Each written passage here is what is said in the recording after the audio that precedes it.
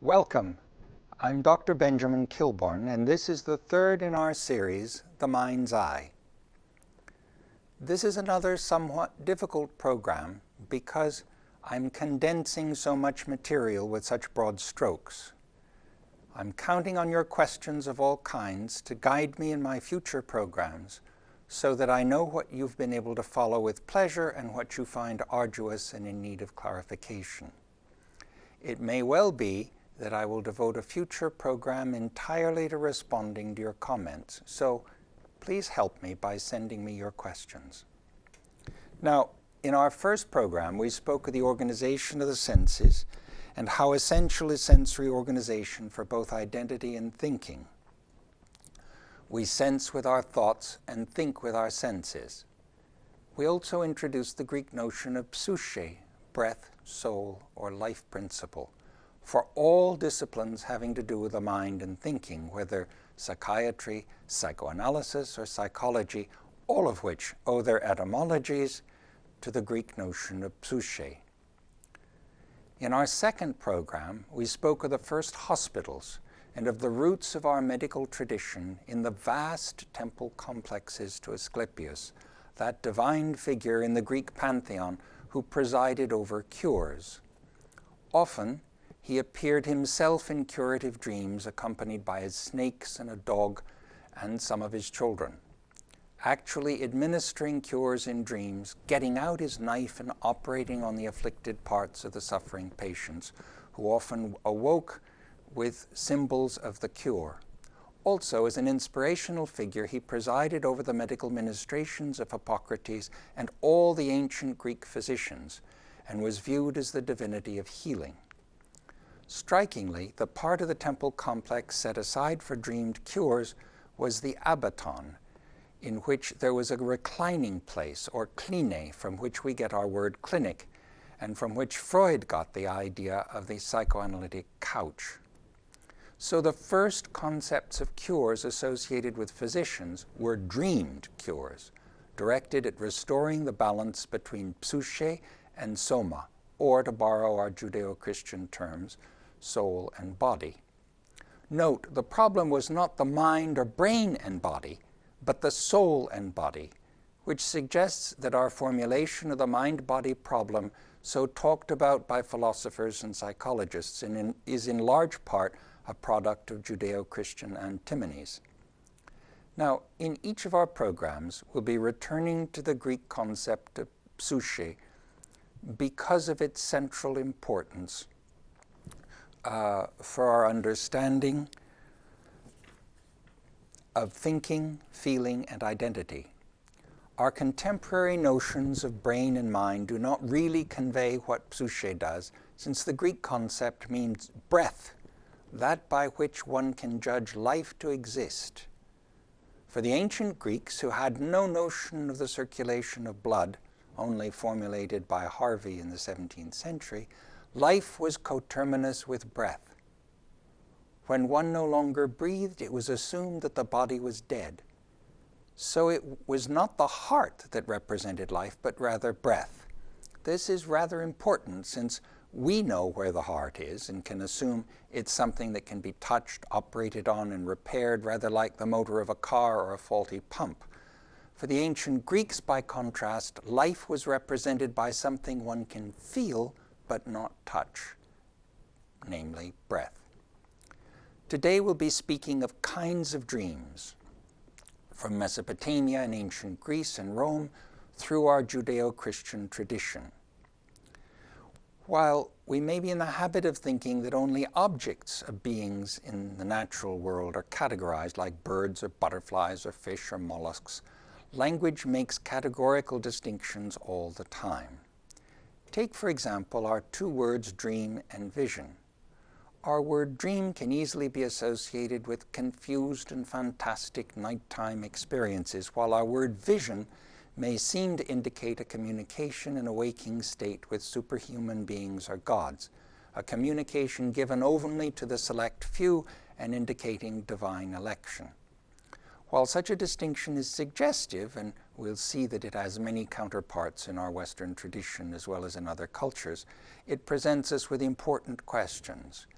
even if visions are communications from the greater beyond and dreams ordinary nightly experiences in which imaginary situations seem real, the problem is still how to distinguish experientially between the two.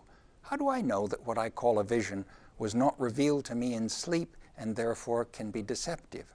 Conversely, how do I know that my dream, which I doubt, is not a truthful vision?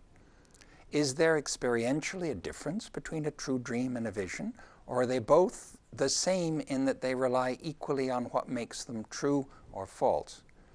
To avoid linguistic hair-splitting, and for the sake of clarity, I'll be speaking here only of kinds of dreams and will leave aside the matter of visions. Now, these questions of the truth and falsehood of dreams strike at the root of experiences of truth and deceit and have for millennia flummoxed philosophers and theologians. Martin Luther prayed to God not to send him any dreams at all, so he would not have to wrestle with knowing whether his dream was sent by God and therefore true, or sent by the devil, in which case it was deceitful. One way around the problem of trying to decide if a given dream was true or false was to posit the believable, undoubtable authority of the interpreter or the dreamer in distinguishing between true and deceitful dreams. If a dream is associated with a powerful king, it is assumed to be true. Thus, there are in ancient Mesopotamia message dreams, communications from the divine to a king or prophet, some person with designated authority.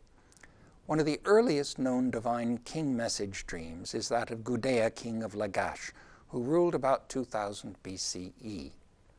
In his dream, an enormous figure whose head touched the skies appears to Gudea and instructs him to build a dwelling place. Gudea then sees what he interprets as the first stone of the edifice being lowered from heaven in a basket.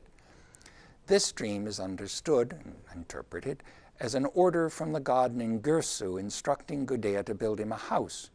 Upon awakening from this dream, Gudea does so as he has been bidden to do. Now, in ancient Egypt, the son of the Egyptian king Amenhotep II, the son was Thutmose, went to sleep between the paws of the monumental Sphinx of Giza. Now remember, this Sphinx is absolutely immense, measuring more than 240 feet long and 60 feet high. In his dream, the Sphinx appeared as wished for, granted Thutmose his protection, and assured his succession to the throne. Now presumably, because Thutmose was a royal figure, nobody doubted the veracity of the account, which served to legitimize his reign and political authority. Like the sick who went to the temples of Asclepius expecting to dream of the god of healing, so Thutmose expected to be visited in dream by the Sphinx. And were we to sleep between the paws of the giant Sphinx at Giza, might we not dream of him? The more difficult question for us today, however, is would we doubt the veracity of Thutmose's claim that in a dream he'd received the visit of the great Sphinx? The difficulty is twofold. Was Thutmose telling the truth about his dream, and was the dream true? The two questions are not quite the same. Now, of course, the Old Testament is replete with prophetic dreams of the divine king messenger variety, although with a few twists.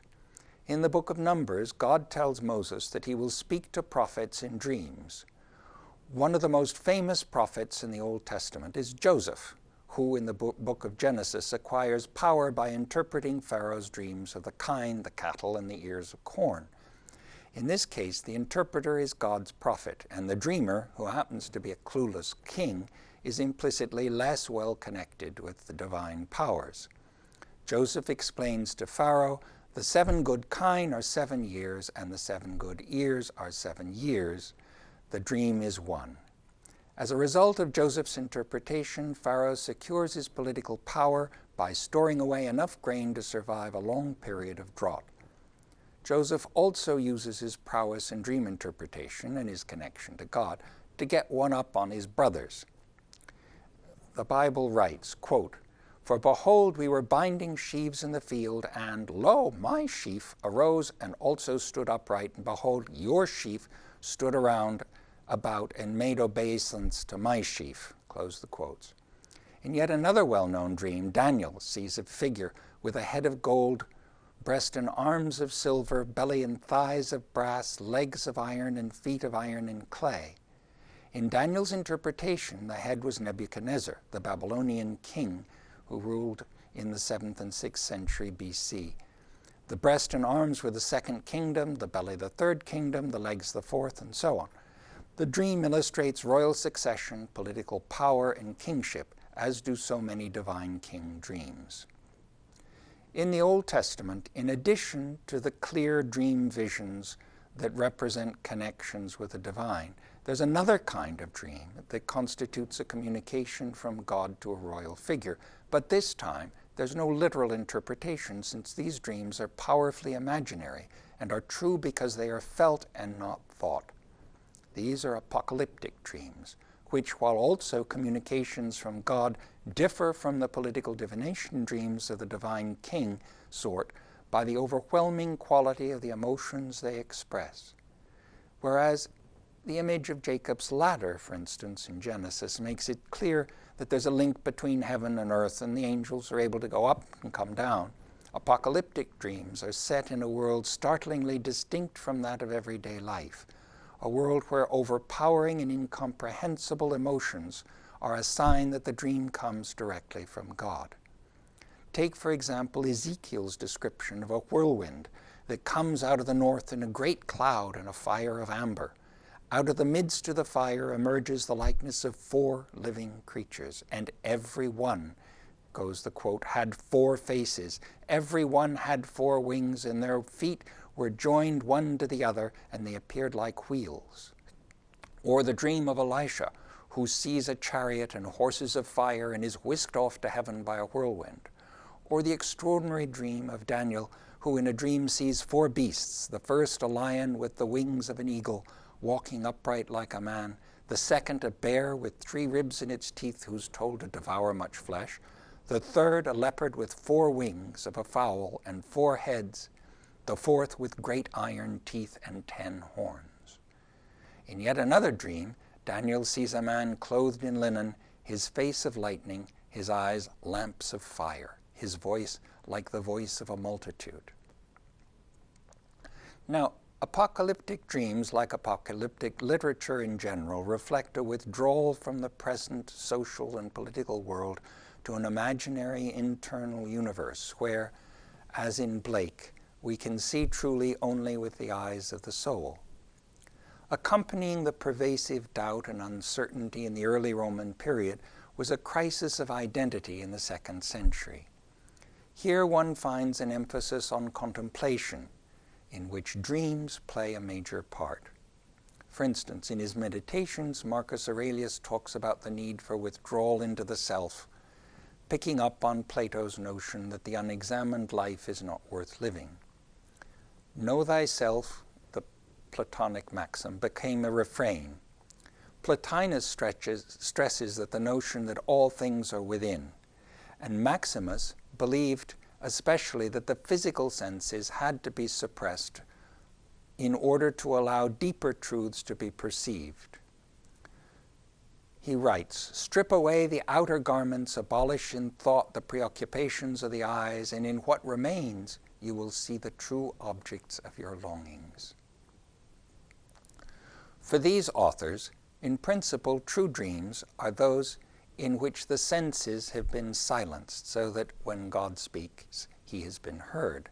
Conversely, dreams from the body drown out God's voice.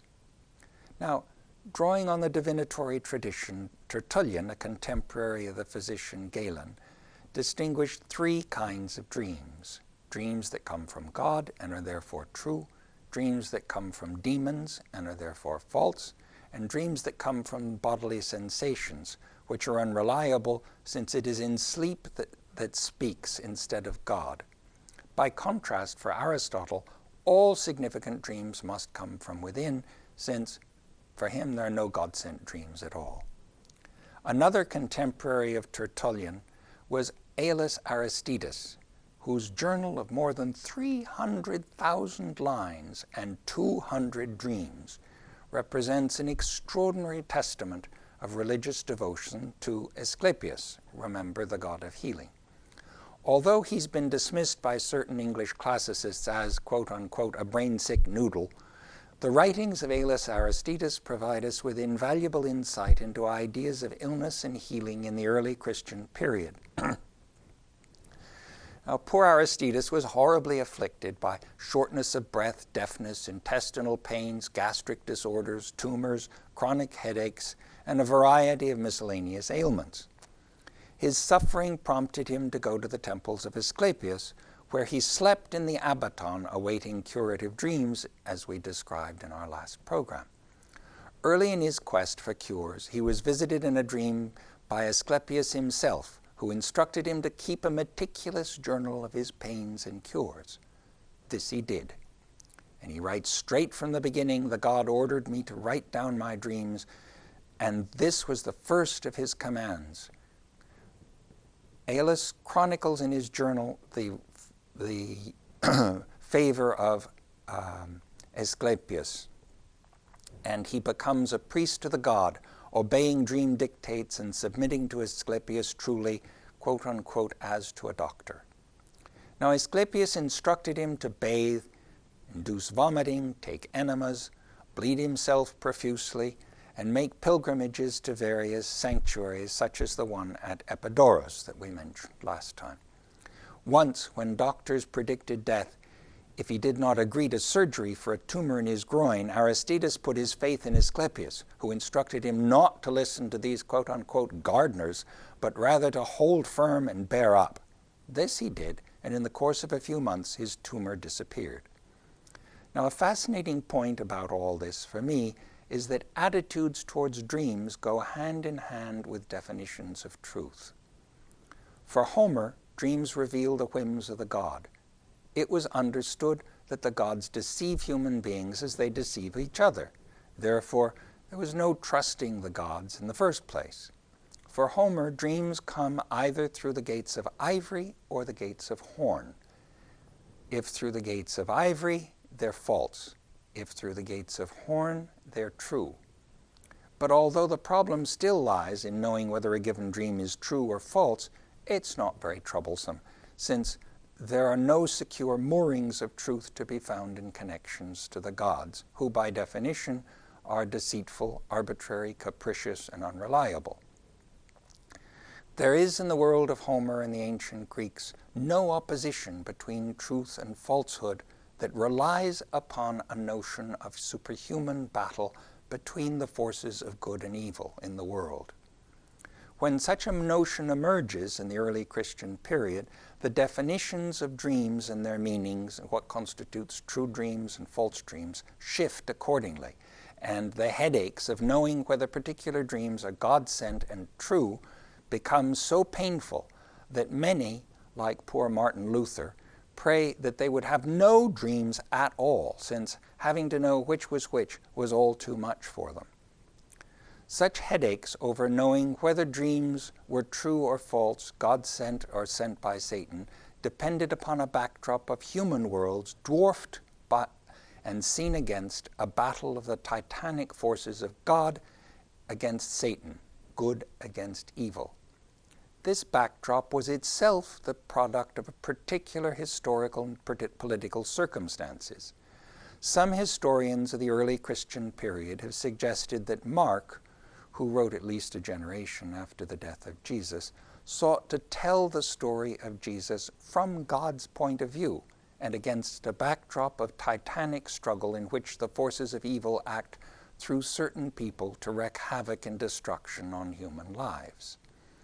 As Elaine Pagels writes, quote, "The subject of cosmic war serves primarily to interpret human relationships, especially all too human conflict, in supernatural form. The figure of Satan becomes, among other things, a way of characterizing one's actual enemies as the embodiment of transcendent forces, evil. As it happens, the enemies in question here are intimate enemies, other Jews. They are significantly not the Romans. These most intimate enemies are heretics, a fact that has momentous consequences for the subsequent history of possession and exorcism in our Western tradition, and one that links the most flagrant episodes of witch hunts in the Inquisition, witch trials such as those in Salem, Massachusetts, and of demonic possession such as the events at Loudun in France in the 17th century, with the history of hysteria up to and including the writings of Freud and Breuer, and indeed up to the present day. Figures like Joan of Arc were threatening precisely because it was so difficult to know whether they were divinely inspired or possessed by the devil. So the backdrop of poor Luther's conundrum of knowing whether a dream is true and God-sent or false and sent by the devil has a far larger context that affects our assumptions about what is true and what is false. Now, today we've been dealing with our Western traditions of basic dream types, from the divine kingship dreams of ancient Mesopotamia to the dreams of election reported in the Old Testament, to dreams in our Christian tradition. In all these traditions, there's a distinction between true dreams that represent a connection with the divine, that symbolizes political authority and power, and false dreams that come from the body and the senses. In all these traditions, there's an assumption that we see truly only with the eyes of the soul, and when the senses are asleep and the imagination enlivened. This is the very opposite of the 18th century sensualists, for whom the only reliable knowledge that we can have must come through the senses and only the senses. This is our familiar tradition that, quote-unquote, seeing is believing. In our next several programs, we will focus on dreams and psyche. We'll be concerned with the iconography of dreams and visions in our European tradition, and with non-European traditions of dreams and dream interpretation, including the role of dreams in Siberian shamanism and in the cultures of the North American Plains Indians, as well as the Australian Aborigines. Please join us then.